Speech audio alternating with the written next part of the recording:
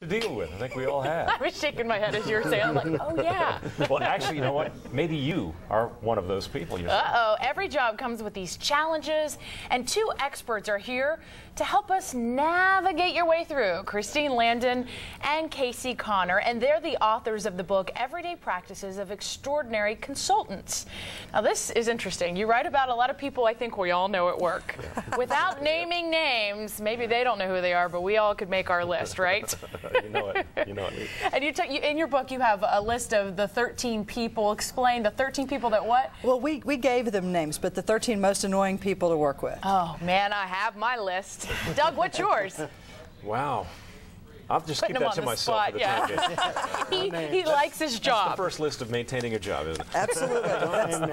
Well, let's talk about the 13, list. Yeah, there's 13 don'ts that we want to talk about. We gave them names like Pontification Man, who is the guy who tells you what he's going to say, and then he says it, and then he tells you what he just said. So he goes on and on and on. So he's got his mantra, and he repeats it ad infinitum. Absolutely. And his buddy Buzz. But he says it a lot. Okay.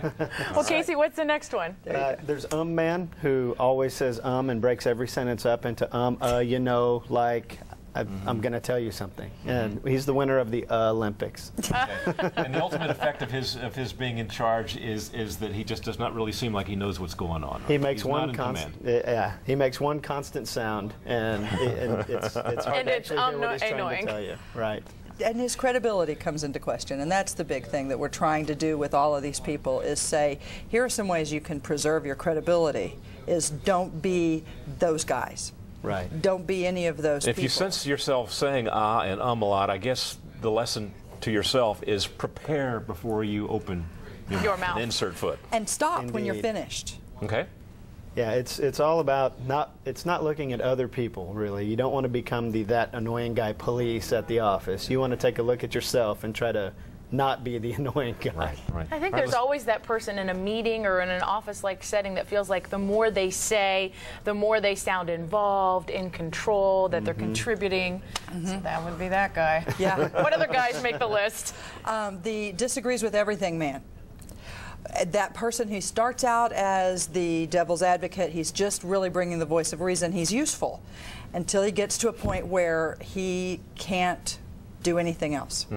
All he can do is disagree with everything, and then you ignore him. You tune him out. He's given up his influence in every meeting by being that guy. The office contrarian. That's the Contrarian. Good label, good label. That's a very good label. Well, that's an example of some of them. Now, how do we learn to live with these people?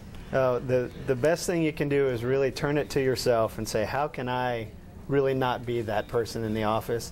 If you start looking for it, you're going to see it all around you, and it's going to drive you mad. So the best thing to do is find a credibility partner at the office. You go over the list together and think of other ones and say, make sure I'm not that guy. And when you talk about a credibility person, someone you can trust, you mean? Someone that's not going to go talk behind your back? Right. Somebody who wants to help you, wants to see your career succeed, and that you can do the same for them. So you help each other in meetings and everywhere else and make sure that you're not that guy. Now, your book, Everyday Practices of Extraordinary Consultants, is geared to the business of consultancy, but it applies to anybody who works in the modern American workplace today.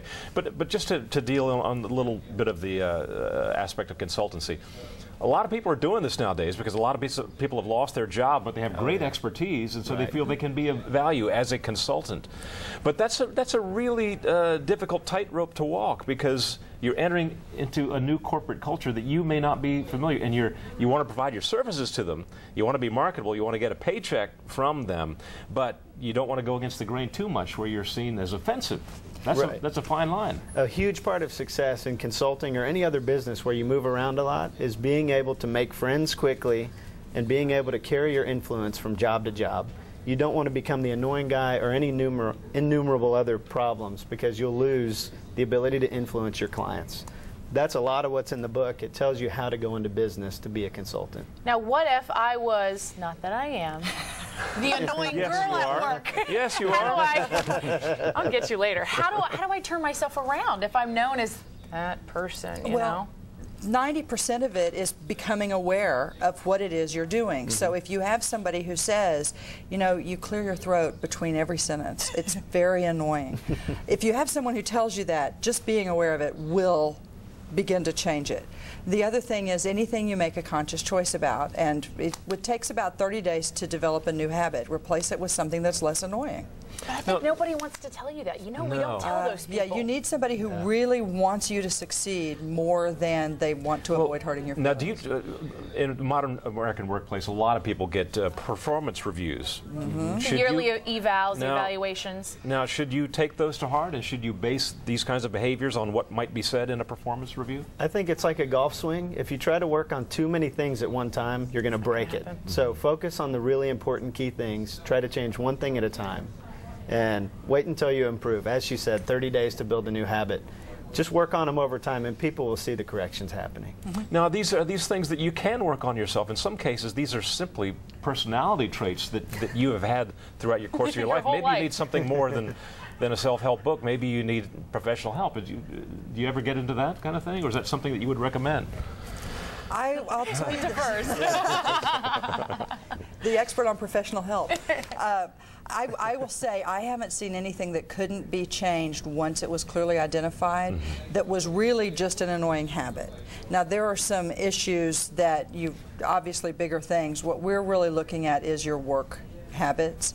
And so I don't think a book is going to solve any problem. Reading the book, taking it to heart, and actually applying it will solve the problem. We've had several people say, I bought your book and I didn't get any better. Did you read it? Take it into consideration. I don't mean to sound trite, but everybody wants a simple fix. So when in doubt, just bribe your bosses and your coworkers to like you. The key thing is to make a decision Kinda like to high improve. school? Right. Yeah. Once you make that decision, the rest will fall into place. But it's like quitting smoking or anything else. You make a decision. And it takes time. It's not overnight. We like work. those overnight fixes. Well, Casey Conner, Christine Lambden, thank you so much for being in. The name of the book, Doug, Everyday Practices of Extraordinary Consultants. And if you do find this in your mailbox at work, we sent it to you. Someone called us and said, can we have a copy of that book? It's a message. Next on Let's Talk Live.